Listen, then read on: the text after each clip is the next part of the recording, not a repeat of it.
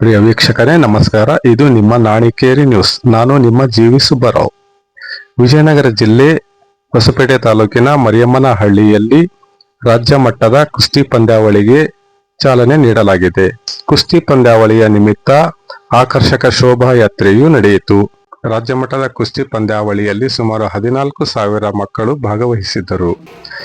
ಈ ಕುಸ್ತಿ ಪಂದ್ಯಾವಳಿಯ ನಿಮಿತ್ತ ಆಕರ್ಷಕ ಶೋಭಾಯಾತ್ರೆಯಲ್ಲಿ ವಿವಿಧ ಕಲಾ ತಂಡಗಳು ಭಾಗವಹಿಸಿ ಕಲಾ ತಂಡಕ್ಕೆ ಮೆರುಗು ನೀಡಿದವು.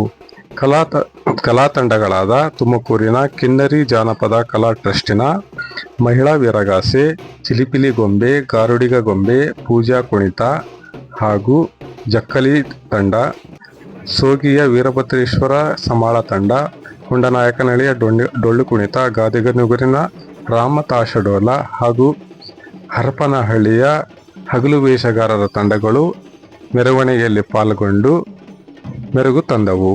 ಶೋಭಾಯಾತ್ರೆಯಲ್ಲಿ ವಿವಿಧ ಜಿಲ್ಲೆಗಳ ಪ್ರಸಿದ್ಧ ಕುಸ್ತಿಪಟುಗಳು ಭಾಗವಹಿಸಿದ್ದರು.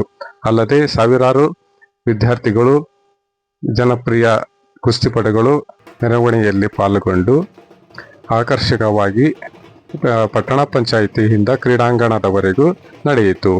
ಇದರ ನಿಮಿತ್ತವಾಗಿ ಪಟ್ಟಣದ ಮುಖ್ಯ ಬೀದಿಗಳಲ್ಲಿ ವಿವಿಧ ಬಣ್ಣದ ದೀಪಗಳಿಂದ ಕಂಗೊಳಿಸಲಾಗಿತ್ತು.